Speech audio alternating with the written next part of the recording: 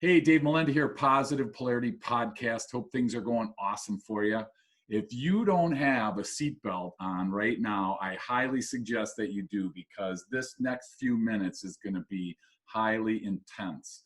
And if you're listening and you can't see us, I got a guy that's got hair almost as long as mine, probably longer. I didn't measure and I'm not going to. But I'm super stoked to have Adam Albrecht, the founder and CEO of The Weaponry. How are you today, sir? I'm great, Dave. Thank you for having me. Oh my gosh, I'm super excited. I've invested some time doing some research on this guy, and he's real. So I want to jump right in with you, Adam. I want to understand, what is The Weaponry for people that don't know that term? Yeah, so The Weaponry is a advertising and idea agency. We work with companies across North America, from coast to coast, and we do everything from television to Twitter. We're really a full service ad agency, but we also we call ourselves an idea agency, because oftentimes what clients end up coming to us with are questions about challenges that are well beyond advertising and marketing, helping with product development or all kinds of interesting challenges, because we bring ideas to the table. If there's one thing that everyone could use a little bit more of, it's good ideas. So we try and stockpile them and bring as many as we can, and load our team with really great thinkers overall. Well, that's so cool. So, and that was part of, one of the many things that intrigued me about your company and making sure I got you on the show. Thank you so much for spending time with us today. When you talk about an agency, I mean, what set you apart right away was that word idea. And maybe it's implied for a lot of people in that situation, Adam, but I also think to separate yourself, that's a pretty cool way. Was that intentional for you to jump in and use that word? Yeah, absolutely.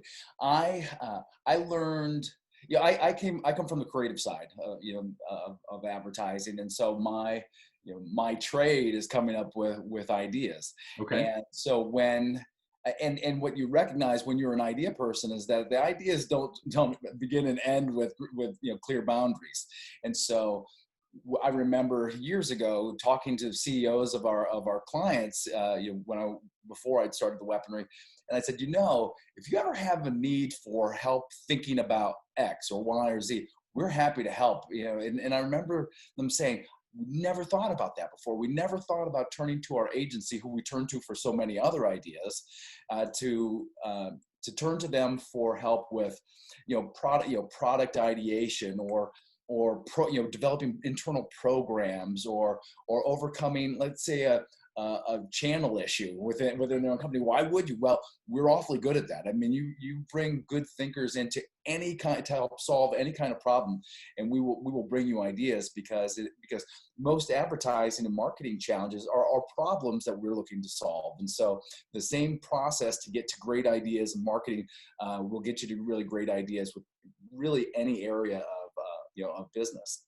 So so that's really a great way to look at it. And I've never looked at it that way before. So thanks for sharing that, because I'm thinking there's probably like a lot of people, when they hear marketing, advertising, they hear anything like that, their wall goes up. And if they're a typical entrepreneur, they're going to go, you know what, Adam, I appreciate it, but I can do it on my own, right? I mean, you probably run into a lot of people that think they can do this on their own. So adding that whole idea piece to that, that's what we do as coaches. We come alongside people and help them, whether with their blind spots, maybe they don't know what they don't know, right? So Right. when you're sitting across from somebody and they're like, you know what, I love what you do. It really, I got this. How do you kind of walk them through, just to be able to maybe check in and make sure that is the right way for them? Well, Dave, I am a free sample kind of guy. Which Uh-oh. means that when someone says, "Hey, no, we've got this," I'd say, "I'm sure you do. I'm sure you thought of things like X and Y and Z, and how you could, and how you can expand that." And inevitably, they'll be like, "I didn't think of that, actually." And I didn't think of that, or I did think of that, but I didn't think of the next piece. Yeah. And I just love ideas, right? I just love, coming up with new ways of approaching problems. I love, bringing new life to, to products, to services, to writings, to everything. And when you start spewing, new ideas Yeah. to people, especially when you're helping them, and you give it to them for free, they'll get their spoon out and they will shovel that stuff in, right? Sure. And so then at some point when the conversation's over and you walk away, they remember that, right? They remember the free sample and say, boy, if I wasn't paying this cat and he was shoveling up all these ideas, imagine if we turn on the meter. Yeah. And so, and by doing so, I have given them not only a free sample, but an audition of how we work together. I've proven some value immediately. Okay. And in some ways, I think that when people do those things for us, we feel a bit of indebtedness to them, Sure. right? It's like, wow, they helped me out. They actually served up a bunch of free things here. And that doesn't necessarily mean they're going to sign up to be a client or customer, but it does mean that they're feeling like, I would love to be able to help you in some way, right? So maybe it's a reference to someone else. Maybe it says, hey, I know a great podcast that you should be on, right? There's lots of ways that we get paid in return when we offer value first. That's so cool. So I'm going to challenge people listening, because some people, when they heard free, either the brakes went on or the wall went up, or they were about to change the channel because, we don't like to give stuff away free. And there are, even from a sales training perspective, I'm like, uh-oh. And I'm like, my brakes almost went on, right? And then I start thinking about value add, and I had great guys on, Jeff Van Kampen before, and he said value stacking, and I'm like, man, that's brilliant. I want to do that, and I can say as a business owner in this situation, Adam, in the past, I was so worried about that 2% of people that were going to take advantage of me, right, on my free stuff, that I just negated the other 98% that fall into your spot.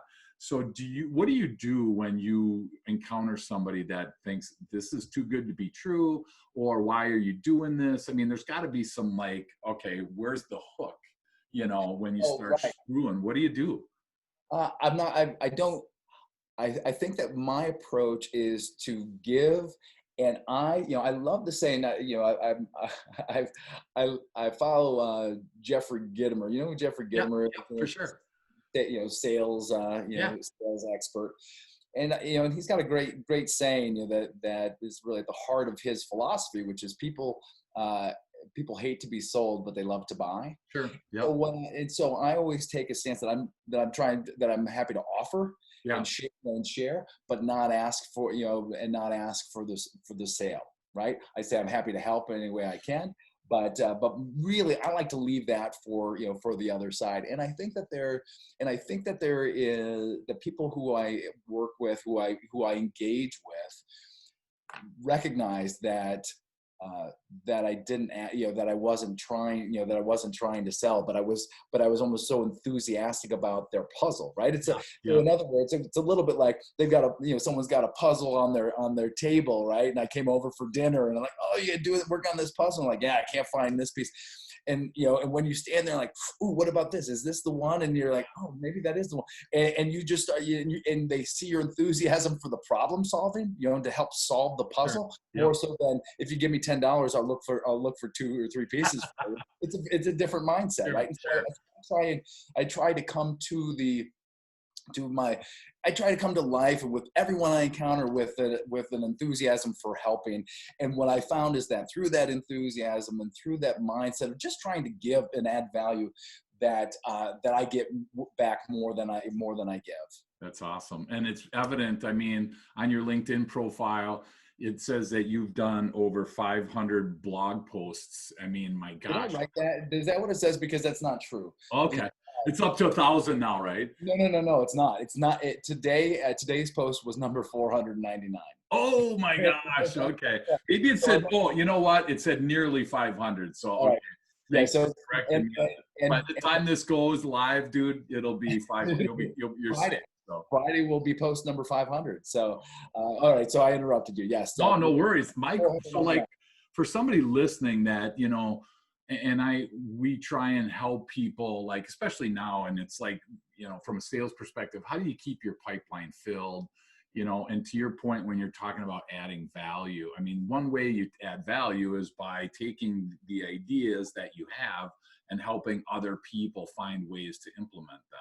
That's right. I mean, how in the world do you come up with all these ideas and this content? I mean, that just 500 is, even for me, is like, oh my gosh. I mean, I may have 50 and I feel like that is like exhausting to get to 50. How in the world did you do that? And where's all the inspiration come from?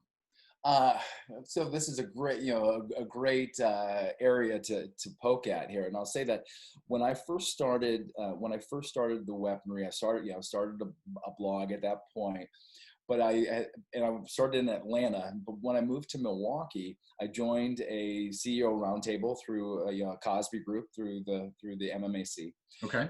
And at the very first very first meeting I attended, there was a guy there who was talking about the mathematics of influence, and he said that he was a mathematician, and his company had done analysis on the number of pieces of content you put out, each month, as an example, and the relative return people are getting on that.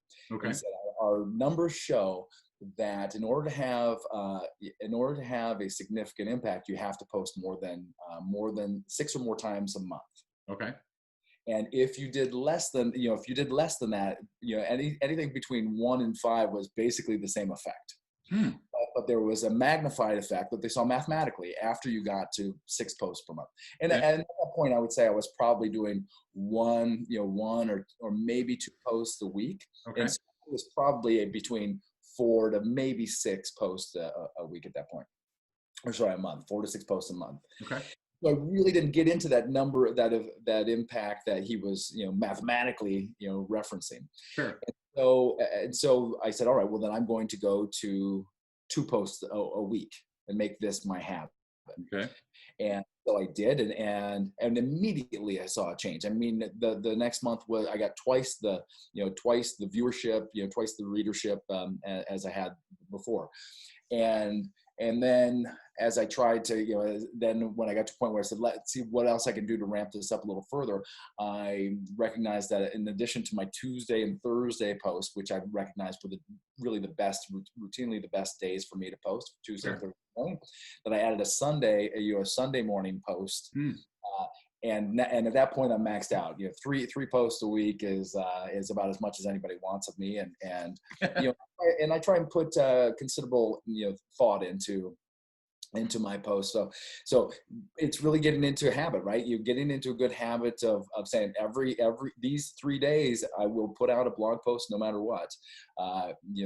Then do the math on that. 3 posts times 100 3 posts times 52 weeks, and you've got yourself 150 posts in 1 year. Wow. And that's so cool.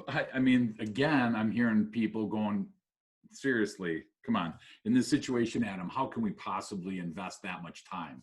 And that's where it's like, I agree. I'm at that spot where it's like, you almost can't afford not to. If you're really trying to, depending on what your goal is. Yeah. And let me ask you that. Did you have a specific goal that you wanted? I mean, there's so many vague things. Hey, do this and this will happen. Did you have a very specific goal that you were trying to achieve with all these posts? Well, let me just back up and say that there's a price to pay for everything in life, right? Sure. So I get up and I write the first thing in the day, every day is writing my blog. Okay. So I'm up at 6, I'm writing by 6:10, and I write for an hour, sometimes an hour and a half, sometimes 2 hours to start the day, right? And that is 5 days a week, if not 6. Okay. And so that is, and if you want to say, how do you grow yourself to, how do you go from I'm a salaried employee to I'm the CEO of a multi-million-dollar company? Yeah.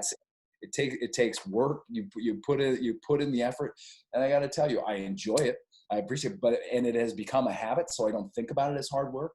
But imagine that by the time most people are getting to work at 8 o'clock or Yep. 9 o'clock, I've Yep. already put in 2 hours of important work Sure. that spreads good work. So when you ask me what was the impetus for this, I'd say that there were three things that influenced my my blog. And the first is that when I started the weaponry, my advertising idea agency, I thought that this was a good story, right? I thought that to tell the story of how you go from a salaried employee for 20 years to launching your own business was an interesting story to tell. And I had tried, or I'd started a couple different blogs before that, but I was really looking for something good and meaty that I could, that would continue to provide inspiration. So that was part of it. I thought it would be a good story. The second part, though, is going back to Jeffrey Gitomer. In his book, The Little Black Book of Networking, he said it's not about who you know, it's who knows you.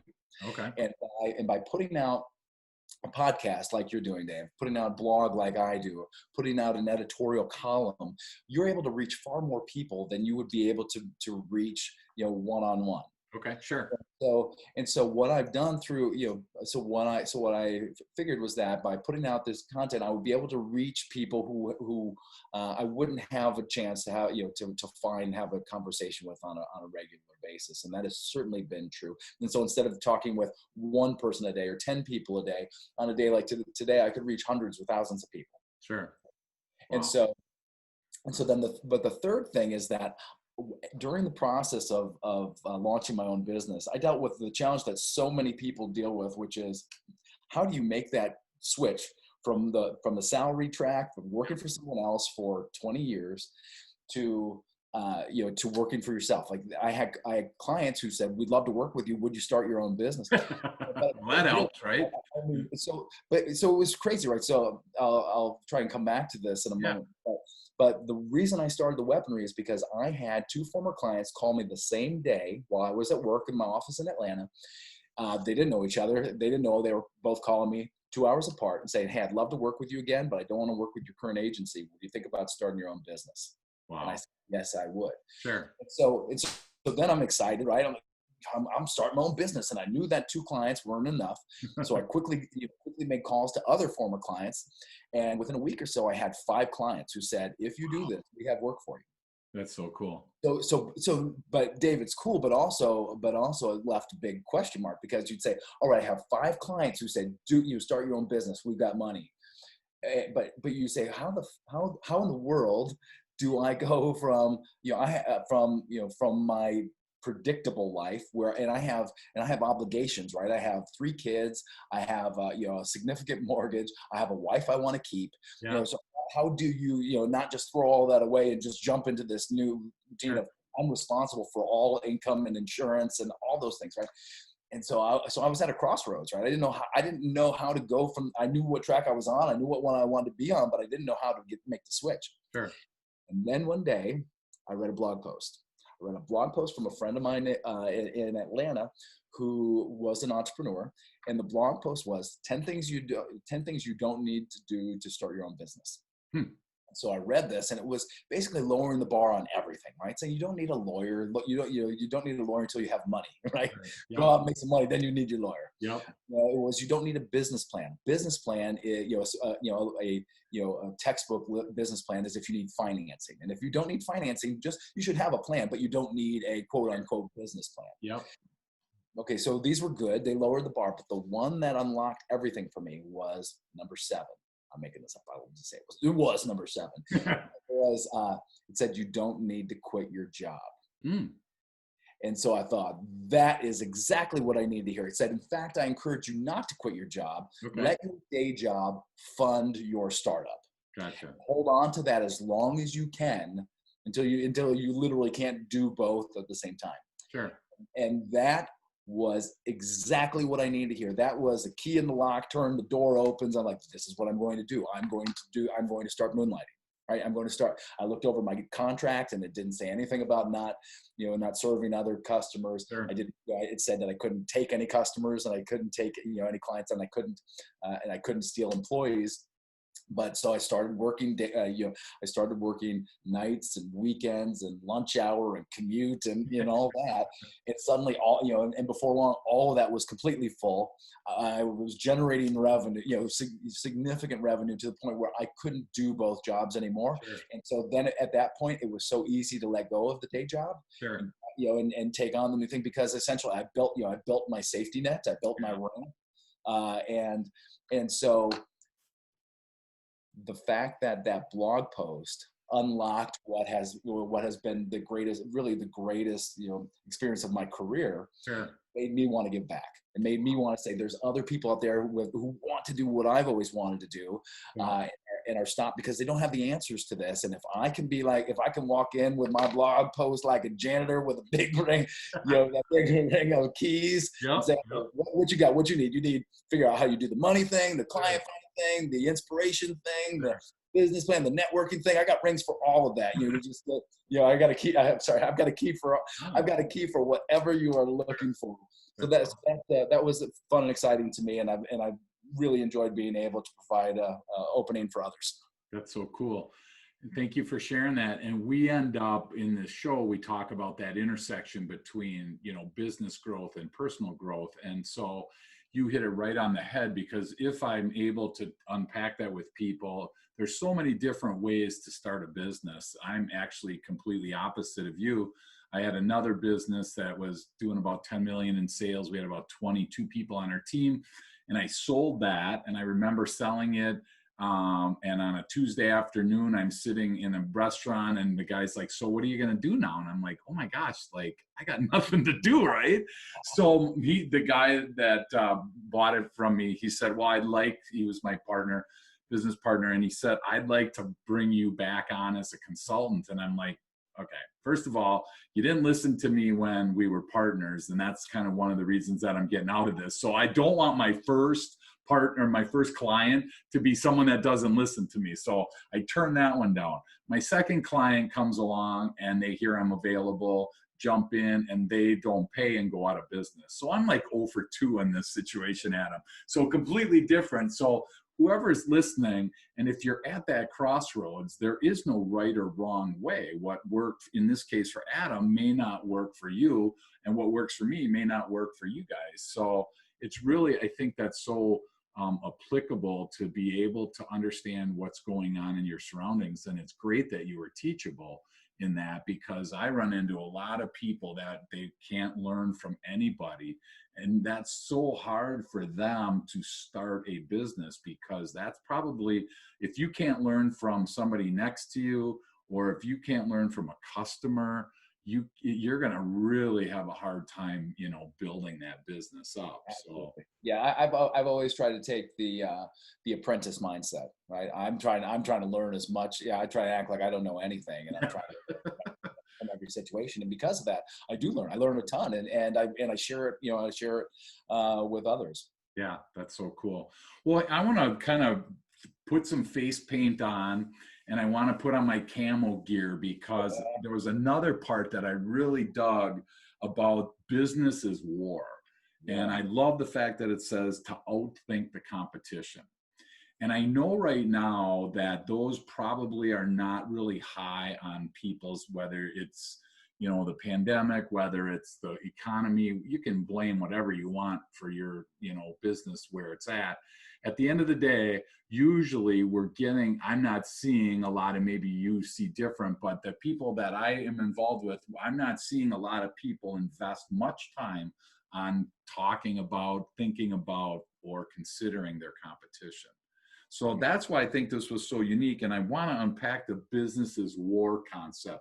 Yeah. When you think that for yourself, when you wrote that, when you said, this is one of the tenets of my faith for my business, what was the thinking behind that?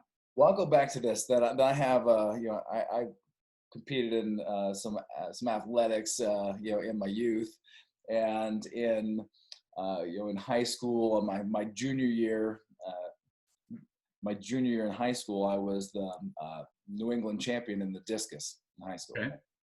My senior year, and I was feeling good, right? Like I felt like I was, rock star, and was imagining how great I was going to be my senior year.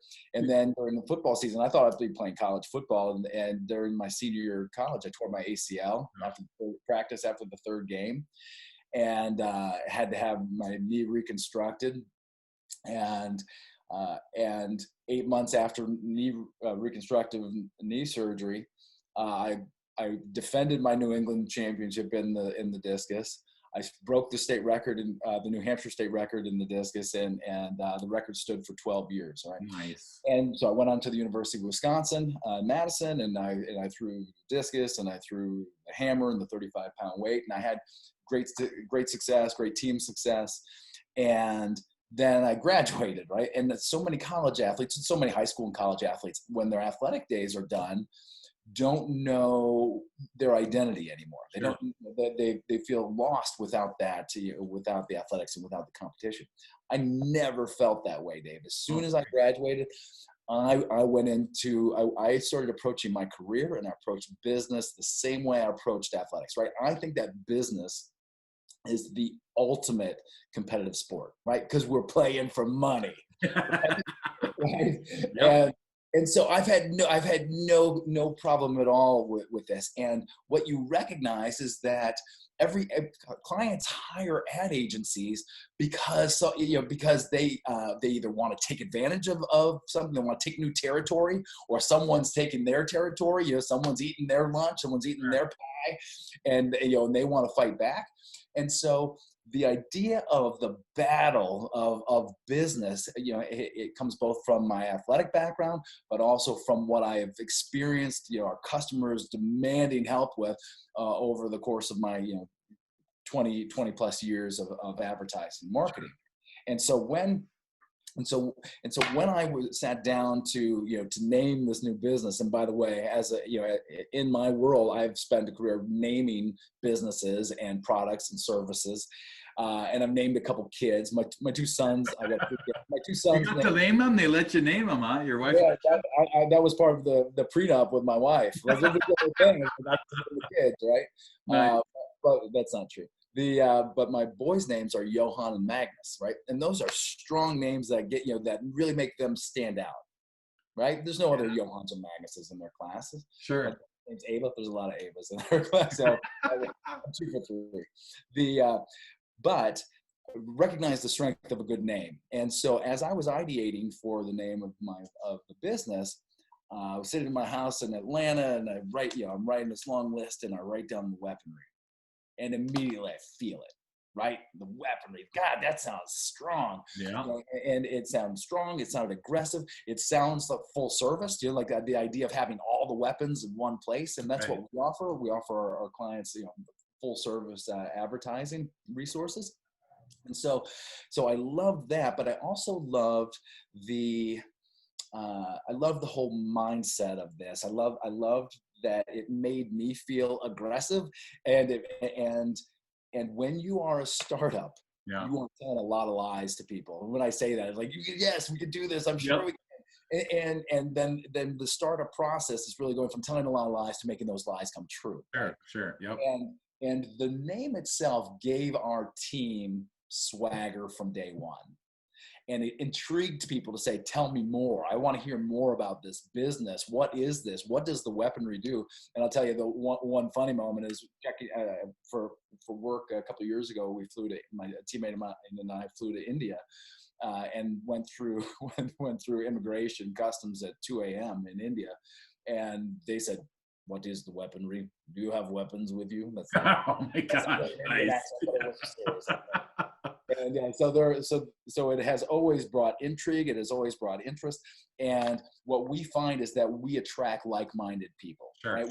Clients who are saying, that is the mindset that I have. The CEO says, we want to win, and this is war. And we need someone who's going to go to battle for us and understands how serious this is. We attract customers like that. If we lose customers or opportunities with people who don't like that mindset, sure, meant for us.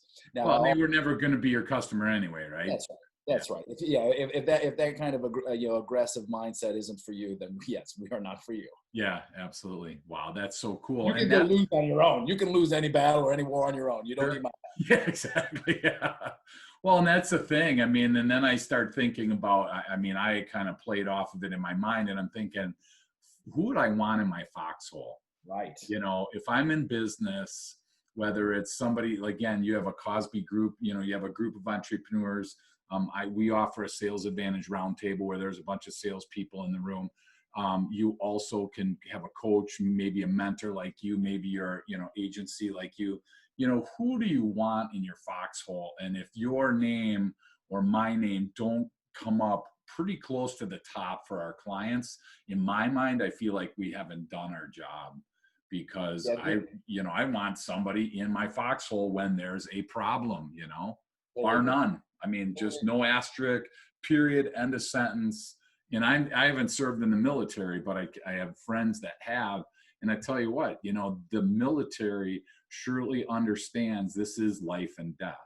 And, Absolutely. our business is life and death, especially when you think about thinking the competition and business being war. So, I'm assuming you're kind of in that foxhole with a lot of your clients in this as well. Absolutely, absolutely, and I think that that's what they love about us is that we jump in there as if and we jump in as if we are on the front lines with them. We're not a bunch of pansies sitting back and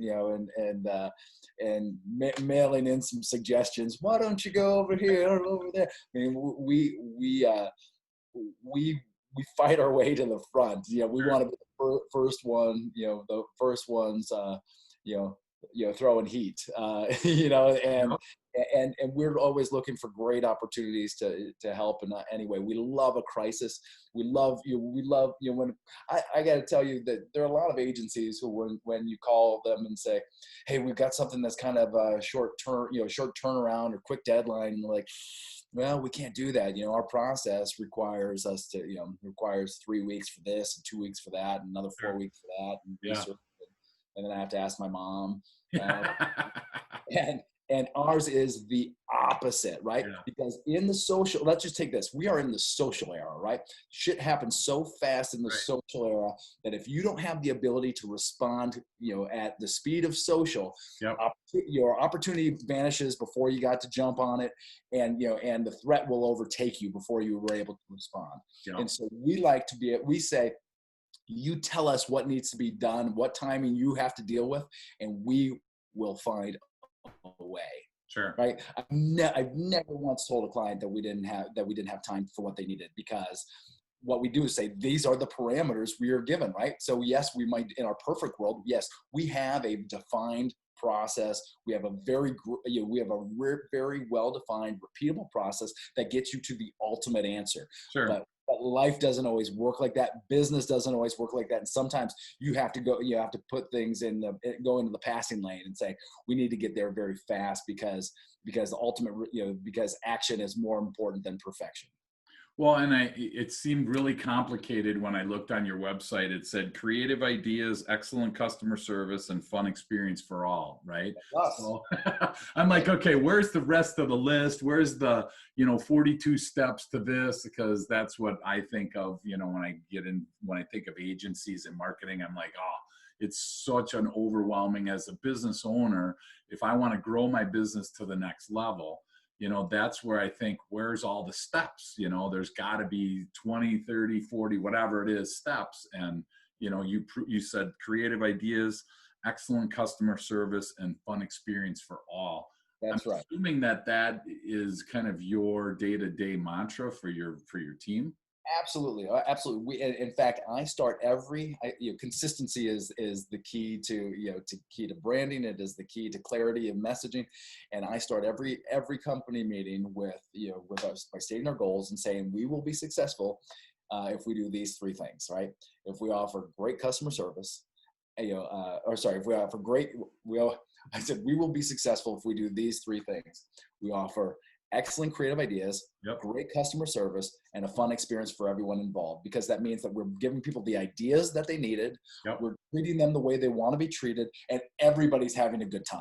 Yep. Right. And you'd be hard pressed to find people who work with the web for me who said those guys don't make work fun.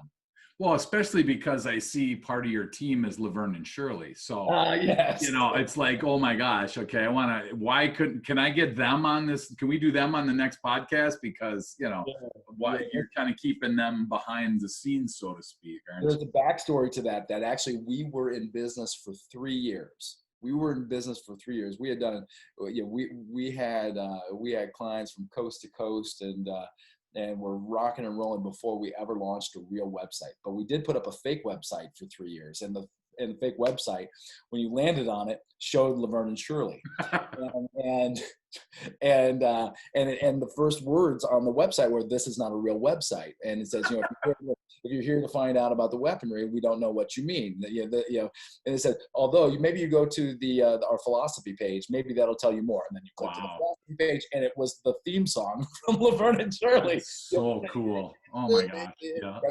And so you read through that and said, that was just more of the same. Like maybe you should, maybe if you want to find out more, you should go to the clients page, right? And you click your clients page, and it says, how do we have any clients if we're not a real business? Yeah. It said, to find out what really happened, maybe you should contact us. Oh, and look, here's a button to contact us. And so for 3 years, that was our website, and people loved it, and it was so non-traditional. Sure. But we were really trying to attract people who wanted to work for us. Sure. And so when we made the switch, there was a lot of debate about whether we should ever really go with a real website. Obviously we should. And the only reason that we decided to create a real website was we had so many people who were fans of ours, our clients or partners, who said, I would love to recommend you to other people, but I can't recommend them and send them to this Laverne and Shirley site. Yeah. So when we changed and created a real website, we tucked Laverne and Shirley into our team. That's so cool. So when you got out of college, I mean, you were at UW-Madison and then you graduated. I mean, did you kind of know? Because I saw that you got involved in psychology. And so if you're, testing me out, let me know if I pass or fail. You got it. You're crushing it. Oh, good. Thank you. If it's one of those things that, did you know what you wanted to do after college, that it was pretty clear for you, or were you kind of unclear when you got your diploma and thought, oh my gosh, what's next? Yeah. So I thought I that I knew what I wanted to do when I went to college. I'd come off this knee surgery and in my ACL rehabilitation, and I thought that I wanted to design braces and medical devices that would help people recover from injury. Sure. So I started off as an engineering major, and I found that there was no personality in it at all. And I didn't, so I wasn't loving this, and I felt like I was leaving you laugh at this, right? Because after we spent 45 minutes together, you're like, you could not have spent your career as an engineer, right? Well, I recognize that as well. And so after a couple semesters in, I said, all right, I'm going to look broadly. I took all the ologies, right? Psychology, sociology, philosophy. I know that's not an ology. Sure. And zoology. And I ended up taking a journalism class and a psychology class that semester. And I loved them both. Okay. So then I dove into the psych program and Madison and finished my degree there. And right before and then started overlapping with the journalism course of study as well. And then within the journalism school, there's an advertising sequence. So yes, when I graduated, I knew that I wanted to be a writer for an ad agency. And I had a college professor who took me to lunch one day after graduation. We sat out on the terrace at the Union, and he said, "So what do you want to do next?" And I said, "I'd really like to be a writer." And he said, "You should be." And he said, "I got a college buddy of mine who I'd like to introduce you to. He runs an agency in Milwaukee." And I had no idea what that meant, right? I'd been to Milwaukee once or twice because I grew up in Vermont. And just in case anybody's fact checking, I grew up and heard me say that I competed in the state of New Hampshire. I grew up in Vermont. I went to high school across the river in Hanover, New Hampshire. It was the first interstate school district in the nation. Wow. And it took a bill signed by JFK to approve, and it was the last thing he ever signed. Oh, wow. So, interesting fun fact. Little well-known fact there, huh? Nice. Yeah. So I'd only been to, so going back, I was told that I should talk to this CEO of this agency in Milwaukee. Well, it was really bigger than that. The agency was Kramer Krasselt, and they were founded in Milwaukee, but at the time they had offices in Milwaukee, Chicago, Phoenix, Orlando. They were soon to have an office in New York. And so I came on an informational interview. They told me that they never hired writers right out of school. A month later, they gave me a job, and I spent I spent the first 10 years of my career here in Milwaukee Great. before going to Columbus, Ohio, and Atlanta, and then coming full circle back here 4 years ago. Wow, holy cow! That kept you busy. It was awesome to hear, because I do run into a lot of people that are still looking for the niche, still looking for the right thing in their life, And we had, not too long ago, we had a career coach on, and she was helping people through that. So, that's pretty cool that you already kind of had that, passion ahead of time. Well, let me say though that I found that for myself. I went through a process because I knew that I wasn't as passionate about the engineering as I had hoped. Yeah, And so what I did after a couple of semesters where I felt like those grades do not reflect my intellect sure. or my willingness to work. And so I sat down with pen and paper and wrote down and said, okay, what am I good at? What are my natural talents? What are my gifts? What do people say I'm great at? And what makes me feel strong and smart and powerful? What am I better at than most people? Sure. I made a list of that. And then I said, how can I make money doing these things? And, and at the top, the idea of my, taking the idea of my creative thinking and what I found through school to be a natural aptitude for the strategy of advertising and marketing. And I said, well, then naturally, there are lots of people who get paid in advertising to create ads. I think that's it, right? So that was the intersection of my talent, my skills, my interests, and a good way to make a good living. Cool. And I dove into that, and it worked out perfectly. And since then, I work with people too who have, there's so many people who haven't found their passion or their real love in life, and I work with them and say, hey, let's start at the beginning. Don't start with what you kind of job you think you should have. Don't start with what is available to you right now, because I was offered a sales position right out of school and turned it down because it didn't align with my passions and my love, my interests. Sure. And had I taken that, I would have ended up on a very different road. But because I waited, it's no, I need to find something that aligns with my greatest interest. And so I help people too, when especially kids right out of school, like, I don't know what I really want to do. I said, write this down. We're gonna make a big X. Sure. I'm sure you blogged about that. I'm curious, what's your favorite topic to blog about? Optimism. Okay. I think that as I write, the more I write, because I write about entrepreneurship, I write about business, I write about marketing and advertising and creativity, I write about networking, I write about all kinds of things. But for me, the idea of the optimism that I try and bake into everything is really the thing I get the most pleasure out of, because what I'm saying is, like, careers aren't, shouldn't be bad. We shouldn't be discouraged by the things that aren't going right. Let's be excited about what we can do. And if you've got things that are going wrong in your life, or you feel like you're not doing as well as you should, this is exciting because there's room for improvement, right? So I love to write about, I love to write all things with a very optimistic bent. And I met with somebody who I met because they read my blog through LinkedIn, who I met out in Vegas at a trade show, because we were in the same, the trade show was in her industry. And this was the week before the world went sideways. So this was, I think, March 12th. Okay. And she said, Adam, I got to tell you, the world needs what you are, the messages you're sharing. You have such a positive, optimistic outlook. And I'm just telling you that you need to keep this up, because people need this. And, a couple days later, the world goes sideways. Everyone's locked down. People are getting sick. A month and a half later, on my birthday, May 25th, George Floyd is killed, and and our eyes open to major racial challenges that we had, that we weren't paying attention to. And through it all, I kept writing positively, kept sharing optimism about what's next. And I can't tell you how many people have reached out to me, either directly on the blog or afterward, aside through email or text or calls, and said, this is really, the things that you're writing about and your perspective have really helped me deal with the great challenges we've been facing over the last 2, 3, now 6, 7 months. And so that is the thing that I'm most proud of and most enjoyed, because I think it gives people hope that tomorrow will be better than today. Wow, that's so cool. Yeah, I remember when I started Positive Polarity, I was wanting to use the word positive in there somehow because, you know, you live longer, you're happier, you make more money. I mean, there's just so many positives to being Right. positive, no pun intended. But I think it's unique because I have always looked at it as this is a choice that we get to make. We can be positive or we can be negative, and you know, it's your decision. And I love to be able to find people that share that same passion, so that, you know, I mean, and it's so funny because people at the end of the day, we choose, and sometimes I choose positive, and really realistically sometimes I choose being negative. I mean, you know, just because you're a positive person doesn't mean you never are standing at the edge wanting to jump, you know. Right. And so it was so unique. I had a guy on recently that actually climbed to the top of Mount Everest, and he's a motivational guy, just an awesome guy.